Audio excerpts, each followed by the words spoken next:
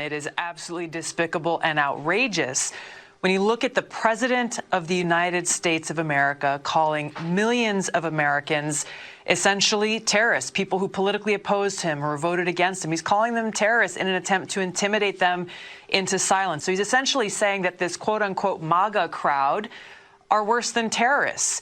No matter how you feel about the MAGA crowd, this is an authoritarian assault on our freedom, and we need to stand together very strongly against this attempt to intimidate and silence anyone who holds political views that are different from or opposed to what this president and his administration are furthering. This is an assault on our democracy. Well said there by Tulsi Gabbard. Welcome back, Clay and Buck Show. And it's all true what she's saying, right? The effort to paint all Republicans, anyone who voted for Trump, is a terrorist, an insurrectionist. It's pathetic, but it's also disturbing. You'd like to think that the Biden administration would try something along the lines of arguments and maybe even persuasion. One thing that's completely lacking in our political discourse because the authoritarian Biden regime, I think it's worse as a result of the COVID mentality, too, is the Democrats don't say, do this because I think this will be better and agree with us on this, and then we can all move together. It's do this or else. There's a lot of do this or else mentality on political questions, on things ranging from obviously, masking to vaccination to you name it. You go along or else they want to crush you. And, it's very far, as I was saying, Clay, very far from what we were promised, which was normalcy, decency, and unity. We have gotten the opposite of those things. And if anyone is, I know this is, I'm not the extremist, you are, right? It almost sounds like kids arguing. But let's look at where the Democrat Party is now. I mean, Elon Musk even said this recently. He said he was a Democrat by the standards of, 10 or 15 years ago. The Democrat Party now is there's a bunch of lunatics running around making the decisions. They're crazy. And Joe Biden does whatever they tell him to do. He has no bulwark against the madness. Well, that's why I keep talking to people who are persuadable, Buck.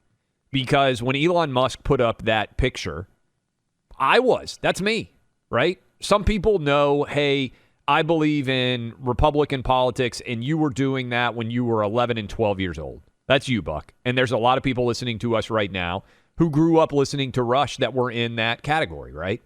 That's not me. Everybody comes to their political beliefs at different stages in their lives.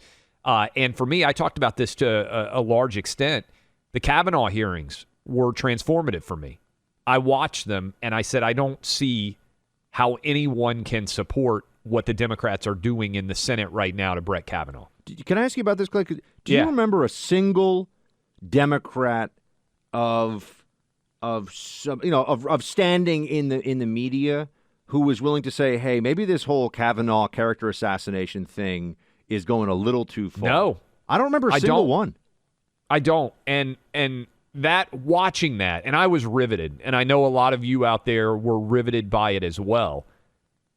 I couldn't stop thinking about it. And look, I came from the world of sports, so I've always liked and enjoyed the political process, but I've never felt that any time there was such a radical nature as what I saw there. When you're pulling out a high school yearbook and quizzing a guy based on the superlatives in a high school yearbook, and the entire Christine Blasey Ford allegations, which were bogus, and I'm looking at that from a legal perspective as someone who did criminal law and represented people who were charged with murder and drug dealing and domestic assault. And so I understand the concept of looking at facts and determining whether charges were going to be made.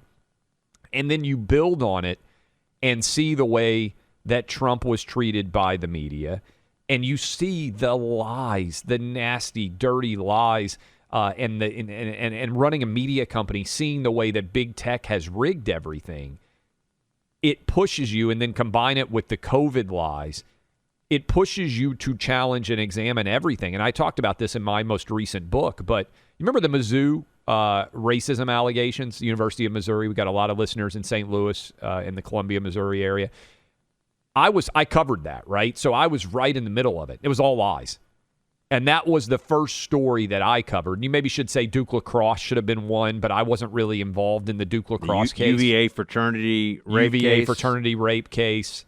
And so I got red-pilled, right? And there are some people, right, who never had to look at all those facts and make those determinations. But I look at that sort of chart, that meme that Elon Musk shared of the left wing just becoming more and more left wing, and where you started off as a centrist, right, very middle of the road guy or girl, and then it's like the world is changing around you. I mean, I think Ronald Reagan said it back in the day in the 60s. As he came out of the 60s, he didn't leave the Democrat Party. The Democrat Party left him.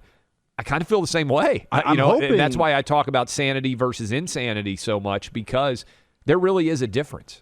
I'm hoping that there are a lot of older Democrats, actually, who may decide, what is my party doing to the country right now? I mean, really look at it. I'm sure there are people listening to this right now who know, because we all know it's the Joe Biden fantasy version of what the Democrat Party is. It's, guys, pushing for the little guy and making sure you can pay your bills and strong unions and fair wages. And that is not the Democrat Party anymore. No. The Democrat Party now is Jeff Bezos's Washington Post writers will dox you and ruin your life if you don't think that 4-year-olds should be taught about LGBTQIA plus pansexual identity issues in kindergarten.